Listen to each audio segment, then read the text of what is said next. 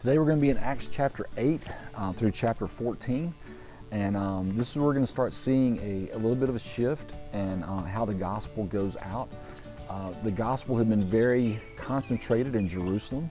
Of course, there's a lot of excitement around the resurrection, and people were talking about that, and they were enjoying being together in the early church, like we talked about yesterday in Acts chapter 2, where they enjoyed being together and they shared everything they had. But today, Jesus had told them, he gave them a very definite commission in Acts chapter 1 verse 8. He said, go into all the world. He said, go into Jerusalem, Judea, Samaria, and the ends of the earth.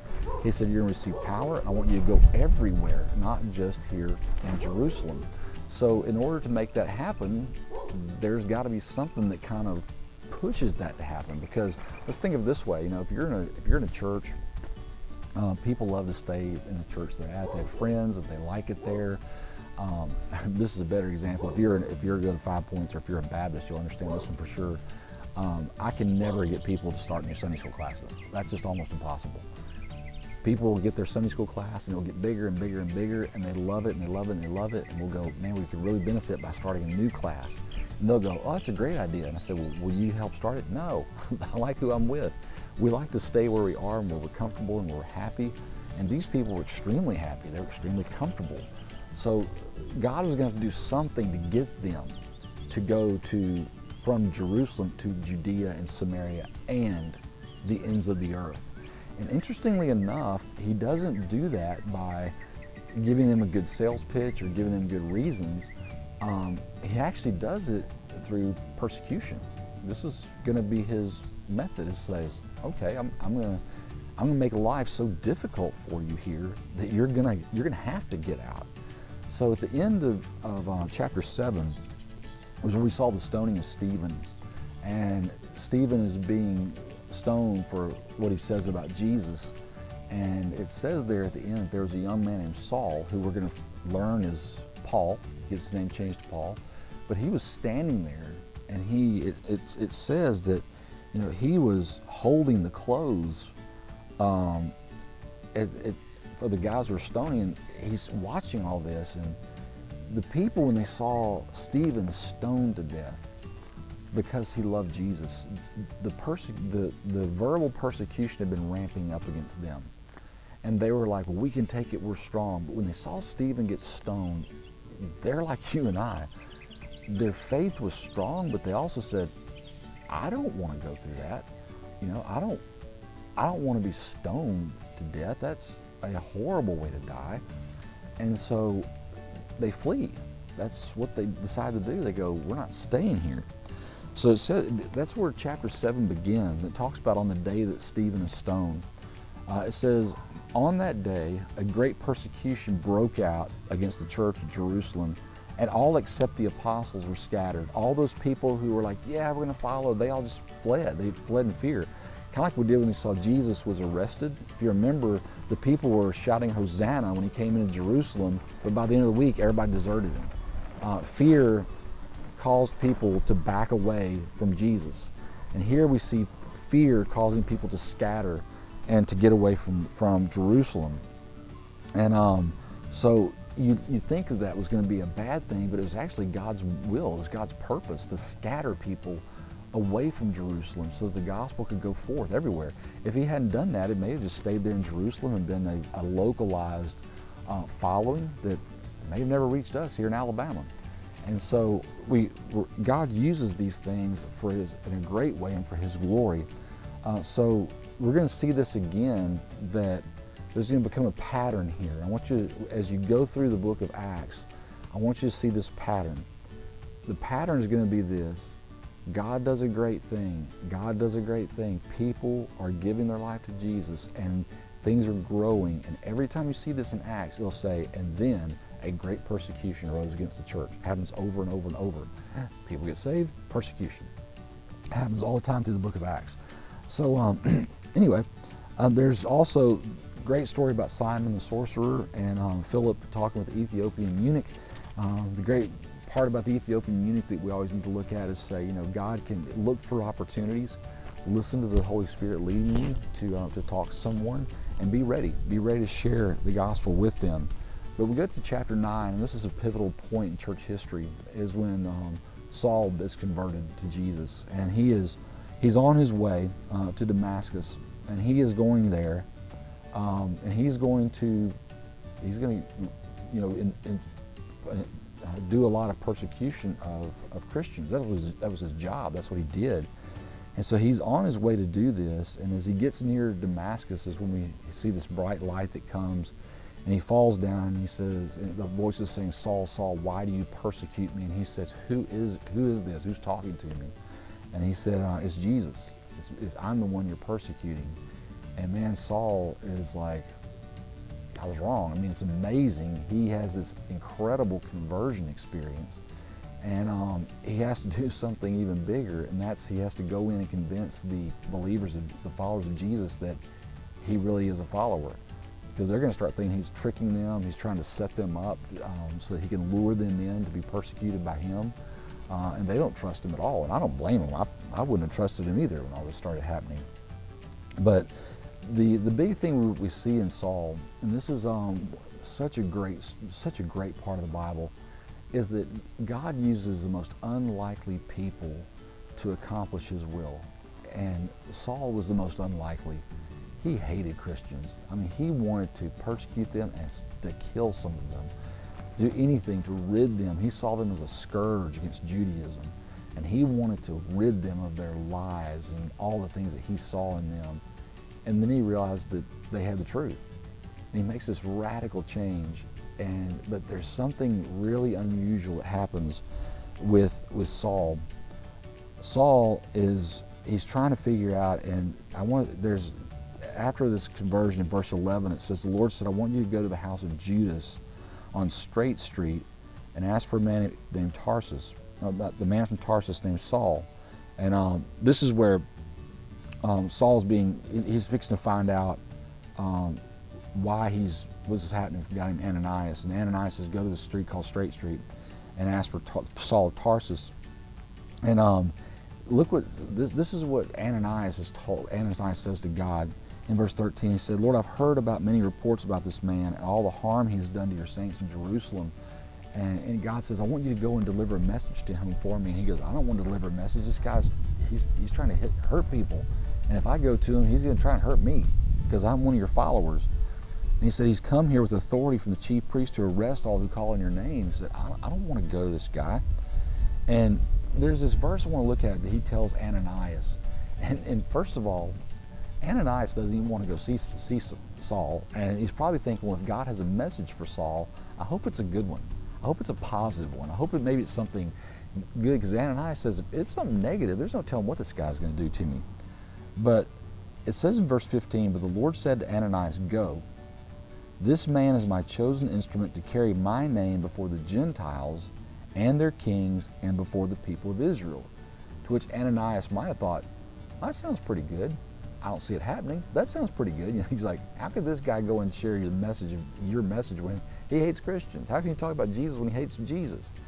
But then, this next verse, verse 16, God says, I will show him how much he must suffer for my name. And that's exactly what happens with Paul. Paul suffers and suffers and suffers.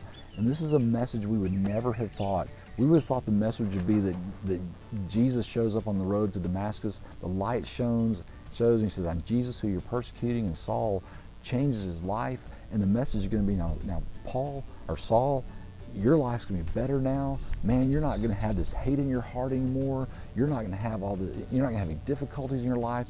You're going to serve me, and man, it's going to be awesome. But he didn't. He said, yeah, you gave your life to me, but man, you're going to suffer. You're going to suffer. That's going to be the call in your life. In fact, it gets so bad, there's so many different things we see in Paul's life, where he's in prison, he's beaten, he's left for dead one time.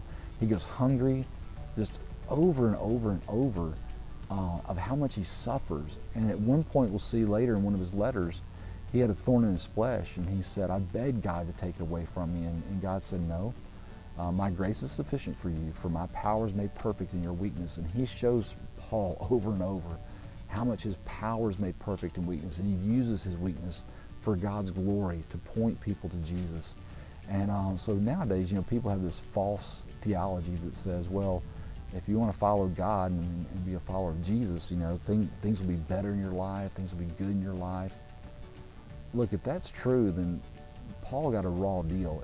If your faithfulness to God should result in blessings, then Paul should have been the most blessed man who ever lived. He should have been the richest who ever lived, the healthiest who ever lived, the happiest who ever lived.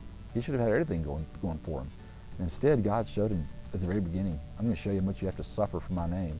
And poor old Ananias, I've always felt bad for Ananias because he had to go deliver this message to Paul, and he had to be terrified. But anyway, we see how Paul begins to do this really immediately. He's going to just trust in Jesus. Now, it's going to be, you do need to understand, when you read the book of Acts, there's a lot of things that look like everything's going day by day by day by day by day. But there's actually, after Paul's conversion, there's about a 3-year period where he's really just learning and growing in his faith before we see him do a lot of things he does later on in the book of Acts. But I want to focus on chapter 10 with Peter and this vision Peter had.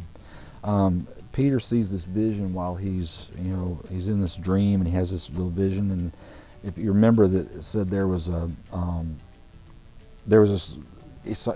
Well, let's see. I want to see where I want to start reading. Let's look at verse 9. It said, about noon the following day, as they were on their journey and approaching the city, Peter went up on the roof to pray. He became hungry and wanted something to eat. While the meal was being prepared, he fell into a trance. He saw heaven open, and something like a large sheet was being let down to earth by its 4 corners. It contained all kinds of 4-footed animals and reptiles of the earth and birds of the air. And the voice said, Peter, get up, Peter, kill and eat. And he says, surely not, Lord. He said, I've never eaten anything impure or unclean. I've never done this. I'm a good Jewish guy. I'm not going to touch something or be around something that was unclean. Now, it said, the voice said, do not call anything impure what God has made clean. Now, this is going to be a call to Peter. Peter's thinking here food-wise, clean and unclean. But what God's fixing to show him is, the gospel's to what Jews have called unclean, and that's Gentiles. People who are not Jewish. They didn't think the gospel would be for them. Surely not. It's just for the Jews. They said, no, you call certain things unclean that I never have. He said, these people are mine. I made them, I created them, and I want the gospel to go forth to them. And so God's going to show him how this works. And immediately after this happens, it says, there's a guy from a person's house called Cornelius. And Cornelius comes, and it says in verse 22, these men come from Cornelius' house, and they say, we've come from Cornelius, the centurion. Now that was a Roman soldier. Okay, this is not a Jewish guy. This is a Roman soldier, a guy that they would have hated. They hated Roman soldiers because they stood for the Roman government. And he would have been a little high up as a centurion. He had some clout. And it said, he is a righteous and God-fearing man. He's respected by all the Jewish people. And he said, an angel came and asked if you would come to his house. And so Peter's kind of thinking, but to go to a Roman soldier's house, that's kind of unclean in his eyes. And God's just said, no, there's certain things that I'm going to be doing that's going to be in the world that you think are unclean. So he goes to Cornelius' house, and he sees the faith of Cornelius and everything. And in verse 33 it says, Cornelius says, I sent for you immediately, and it was good for you to come.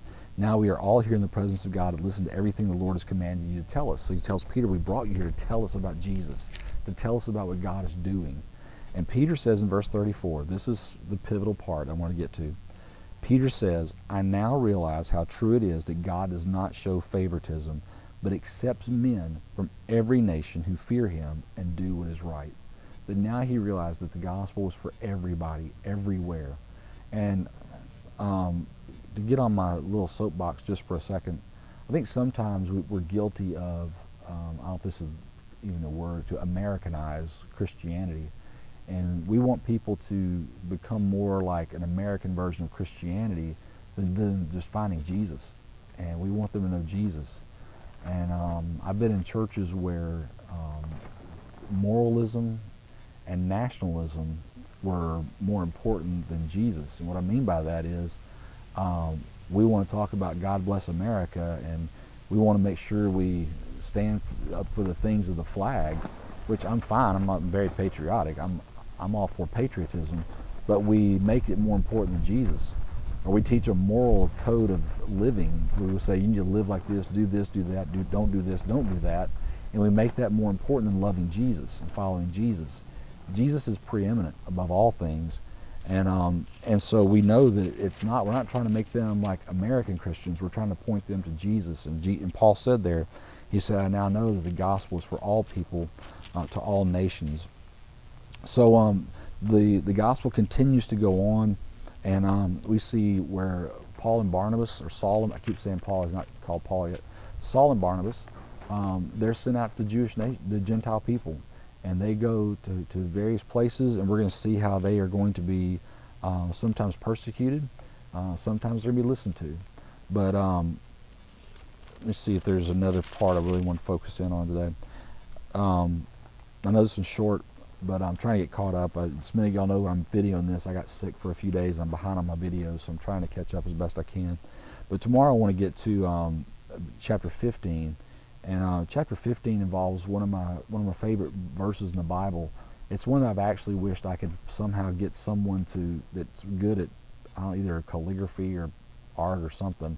I'd like to have this verse on the wall of my office. This is one thing I'm going to do it before I stop being a pastor. I'm going to have this in my office one day. Nicely done, but it's going to be in chapter 15, so we're going to get to that tomorrow. So tomorrow we'll start on chapter 15. We're going to think through 21 tomorrow, and we'll start at 23 to 28. So see you tomorrow.